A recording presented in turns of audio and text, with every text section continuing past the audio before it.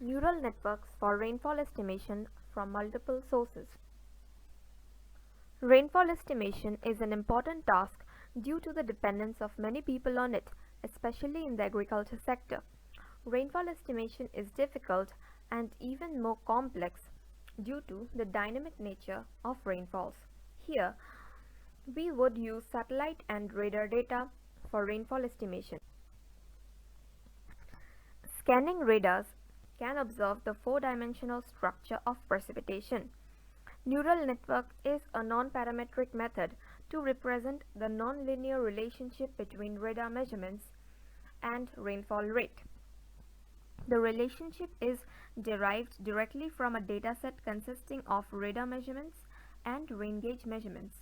Here is a comparative study to investigate the performance of rainfall estimation based on radial basis function neural networks using radar reflectivity as input and rain gauge as the target data. When ground-based observations are sparse or infeasible to measure, satellite data is predominantly used. An approach is presented here in which cold cloud duration (CCD) imagery is used in conjunction with numerical weather model analysis data as the input to an artificial neural network. Principal component analysis would be used to reduce the data requirements for the weather model analysis and the use of a pruning technique to identify the redundant input data. Investigating rainfall estimation from radar measurements using neural networks. Data is collected from Melbourne, Florida NextRad Next Generation Weather Radar, which is ground radar data over the years of 2006 to 2009, and along with that, rain gauge measurements are also used to conduct various investigations. A direct gauge comparison is done to represent the improvement brought in by the neural networks. The PCA, Principal Component Analysis technique, is used to reduce the dimensionality of the training data set, which will reduce the training time as well as reduce the network complexity, which will also help us to avoid overfitting. Here is a representation of reduction of data from two-dimensional to one-dimensional, and here from three-dimensional to two-dimensional using principal component analysis. Radial basis function (RBF) neural network for rainfall estimation. The radial basis function neural network is a part of the multi-layer feed-forward neural network, in short MLFNN class. The MLFNN contains three layers, which are the input layer, the hidden layer, and the output layer. The RBF is used as the activation function in the hidden layer. The input layer accepts the input vector x, which has x1, x2 up to xp vector elements, and the hidden layer consists of m neurons with hx as transfer function. Input or target of the RBF neural network. Radar data, radar reflectivity factor ZH, will be used as input to the neural network, and the rain gauge measurement corresponding to that input will be the target of the neural network. The radar measurement of interest is the radar reflectivity factor ZH at the horizontal polarization. Now these are the ZH values at 1 km, 2 km, 3 km and 4 km in height with 1 km of horizontal resolution. These are the data locations for 4-point input vector. This shows the area covered by the radars and the rain gauges. The data is collected from the region shown here. Hidden layer. The transfer function h of x was chosen to be the Gaussian RBF given by hj of x equal to exponential of minus summation I equal to 1 to p xi minus cij whole square by rij square. And the output f of x can be calculated by a linear combination of the hidden layer outputs as follows: f of x equal to summation j equal to 1 to m wj into hj of x. Now here cj is the center vector of neuron j, and each cj has p parameters, and rj is the size or width vector of neuron j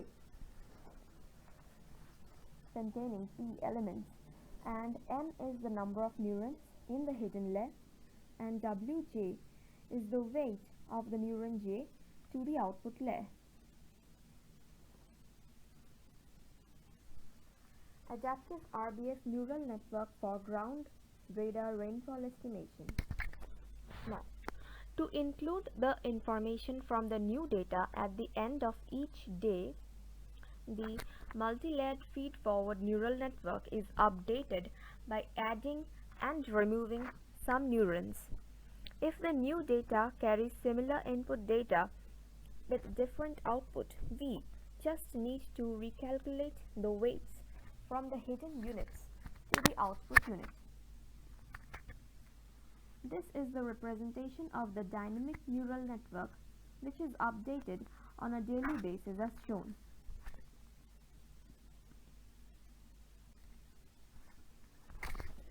Performance of the adaptive RBF neural network. Adaptively training the neural network. The target of the network was the rain gauge measurements. These were collected from the tipping bucket rain gauge networks around the radars. Input training data, which was the radar measurements, it was taken at 1 km, 2 km, 3 km and 4 km in height. Thus, the size of the input vector is 4 as p equals to 4, and the rain gauge data were averaged over 6 minutes to meet the radar sweep time. Below is the representation of how the neural network is trained. This is the input data and this is the target data. So we train the neural network with the input data, and then we compare it with the target data to find the accuracy of the neural network. Testing and validating the neural network. Once the network is trained and we have new observations available for the next day, then this data is used to estimate the rain rate using the neural network that was previously trained. The estimation was validated against the rain gauge measurements of that day.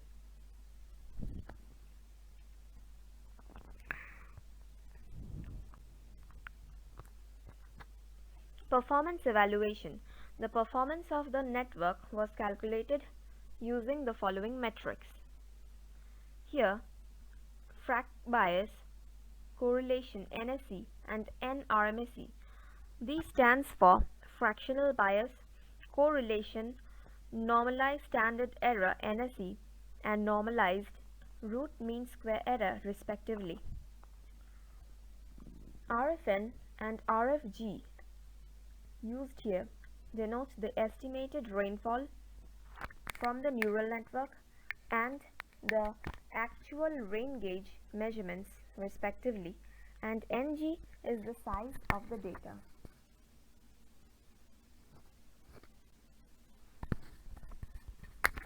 The network performance was also compared with the simple ZR relation.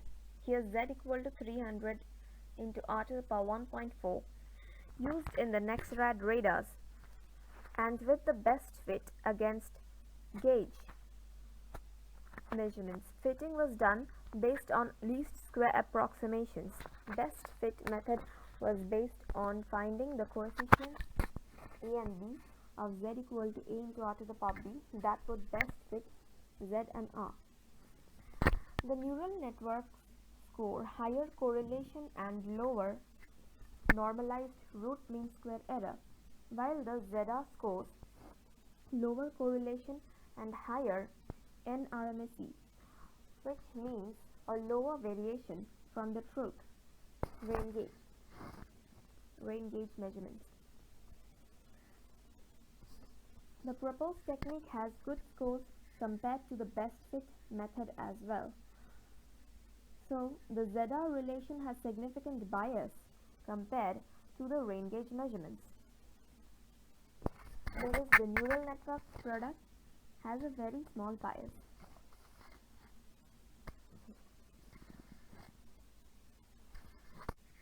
These are the scatter plots for actual rain gauge versus the ZR rainfall estimate, the actual rain gauge measurements versus the best fit rainfall estimate, and the actual rain gauge measurements versus the neural network rainfall estimate.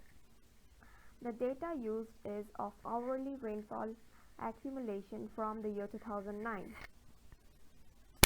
As is evident from these graphs, the neural network rainfall estimates are closest to the rain gauge estimates as compared to the ZR estimates and the best fit rainfall estimates. These are the standard deviation plots for actual rain gauge versus the ZR estimate, the actual rain gauge versus the best fit estimate, and the actual rain gauge versus the neural network estimate. Again, we can say that the variation in the neural network estimates is lesser than the best fit rainfall estimation and the ZR rainfall estimations. Thus, it is proved that the neural network rainfall estimates are better than the ZR and the best fit rain estimates. Using principal component analysis to reduce the input size to the rainfall neural network. The input radar reflectivity factor Z is explored by applying principal component analysis over the standardized values of Zi, where Zi equal to the radar reflectivity factor measured at height I. Standardization is necessary due to the different range values Zi might have. The standardized values of Zi are given by Zi minus E of Zi divided by root over var of Zi. Ei is the sample mean and var of Zi means the variance of Zi. We define the sample covariance matrix of the standardized Z values, which is shown here, and using the sample covariance matrix, we calculate the eigenvectors E and the eigenvalues of the covariance matrix. After that, we calculate the principal components that are associated with the eigenvalues. PCA reduces the dimensionality of the training data to a level where we can still get good performance. To get the benefit of this concept and to reduce the dimensionality of the training data, we are going to choose only those principal components whose eigenvalues accumulation is larger than the threshold value chosen. The ground radar reflectivity factor, that is the Zi values, are collected at the 4 different height levels as shown here, 1, 2, 3 and 4 kilometers. Now first PCA is used to reduce the dimensionality of this data. We get 4 principal components and only the 1 and 2 principal components are chosen as the eigenvalues accumulation is larger than the threshold value chosen.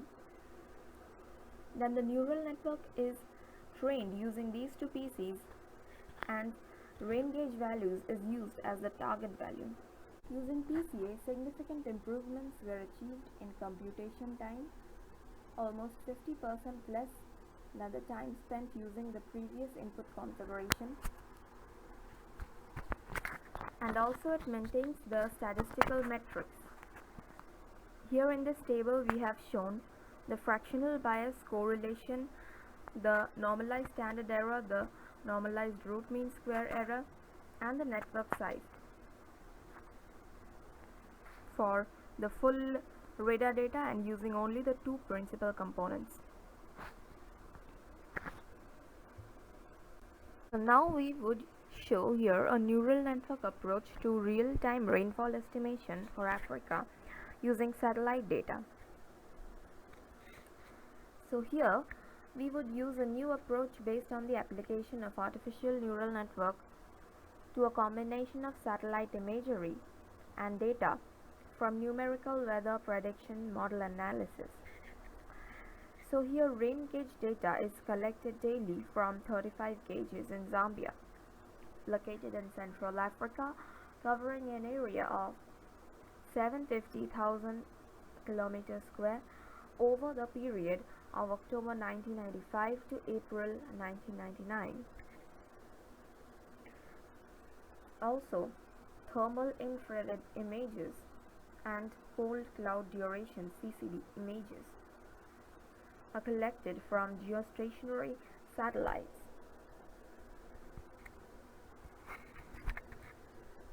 Here, the locations of the gauges used for the calibration and validation during the study is shown. This area shows the location of Zambia in Africa. The thermal infrared images and the cold cloud duration images have been collected from the TAMSAT archive. TAMSAT is the Tropical Applications of Meteorology using satellite data and ground-based observations. Initial Artificial Neural Network Algorithm, TAM-ANN1. The kind of neural network here is a feed-forward multiple-layer perceptron MLP. In MLP, each node receives output only from nodes in the preceding layer and provides input only to the nodes in the subsequent layer. Thus, for the node J in the kth layer, the net input LKJ is a weighted average of the outputs of the k-1th layer. IKJ is calculated as summation of I equal to 1 to n k-1, W k-1ij, O k-1i. The W k-1ij is the weight connecting the output of the node I in the k-1th layer to the node J in the kth layer. And nk-1 is the number of nodes in the k-1th layer.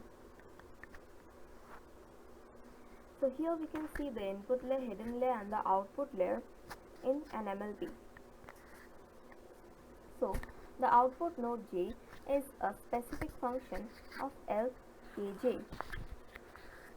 OKJ is equal to function of LKJ. The eventual output is then a function of the weighted combination of the final hidden layer output values. Inputs to the MLP. The initial list of inputs included PIR pixel values and the spatial variance as well as CCD data. PIR means the thermal infrared image is pixel values and the CCD data is the cold cloud duration data. Location coordinates and NWP model parameters. The initial network architecture consists of 3 layers, the input, output and a single hidden layer, as shown here in the diagram. The transfer function relating input to output was a sigmoid function. So OKJ equal to 1 plus exponential of minus 2 LKJ whole to the power minus 1. This is the sigmoid function used for the input to the output. To ensure that a model has similar sensitivity to changes in various inputs, all of the inputs were normalized to values between 0 and 1. So, for an input variable x with maximum x max value and minimum x min value, the normalized value xA is calculated as x minus xmin divided by xmax minus xmin. Okay. The optimum weights are determined by training values available to train the 500 input weights. It is therefore necessary to reduce the size and complexity of the network. Here we can see that there are 49 input nodes, 10 nodes in the hidden layer and 1 in the output layer. So, there are a total of 500 weights in the initial ANN. Now, the quality of the network performance is defined by mean square difference, MSD. MSD is equal to 1 by NT into NP into summation equal to 1 to NP summation P equal to 1 to NT of RAPT minus RKPT whole square, where RAPT and RKPT are respectively the ANN estimate and the Kriged estimate for the gauge pixel T on day T. NT is the number of days and NP is the number of pixels. Now, final artificial neural network TAM-ANN2. Now, using a technique called network pruning, the network is trained to a set of training data with an additional criterion of minimizing the number of weights. Now, this is achieved through a complexity term defined as Z. So, Z is calculated as summation of I equal to 1 to N1, summation J equal to 1 to N2 of W1ij square by WO square divided by 1 plus W1ij square divided by WO square, where W1ij are the weights connecting the input and the second layers, and WO is an empirically determined scaling parameter for the weights. N1 and N2 are the number of input and second layer nodes, second layer or hidden layer nodes. And the cost function, the total cost function to be minimized for the optimized network using network pruning is then C equals MSD plus Z.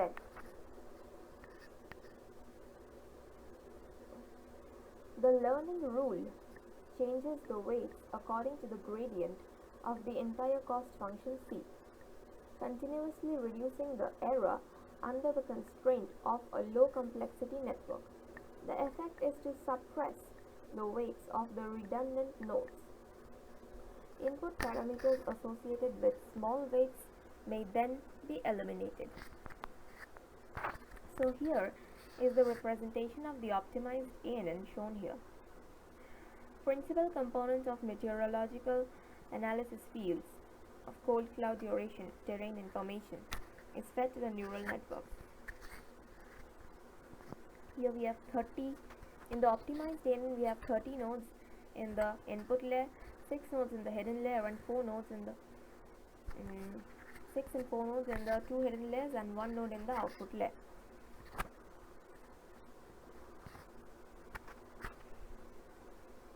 This graph shows the mean input weights for optimized ANN algorithm. Weights are shown for 5 principal components of relative humidity, horizontal velocity, U, and vertical velocity, altitude, height, H, and CCD at temperature threshold. Comparison of results. Quantitative comparison is based on several statistical parameters. These are bias, root mean square difference RMSD, normalized root mean square difference NRMSD, explained variance R square, and skill. The definitions are below. Here are the formulas for the calculation of bias RMSD, NRMSD, R square, and skill. In these equations, RE is the estimated rainfall for event E, and RKE is the corresponding Kriged gauge pixel rainfall, and epsilon KE is the error on the Kriged gauge pixel rainfall for the same event. The value ME is the number of events over which the statistics are calculated and an over bar indicates an average over all the events. Comparison of results. The statistics for TAM-CCD, TAM-ANN1 and TAM-ANN2 over the years are given in the tables below. It can be seen that at all space and time scales and for all statistical parameters, TAM-ANN1 performs least well and TAM-ANN2 is slightly but consistently better than TAMSAT. Comparison of results. Now here we have the scatter plots of rainfall estimation by the optimized ANN against the correct pixel data for all time scales. The first one is for pixel day rain validation for all years. The second one is for daily pixel mean data, and the third one is for the 10-day pixel mean data. The solid lines indicate a one-to-one relationship.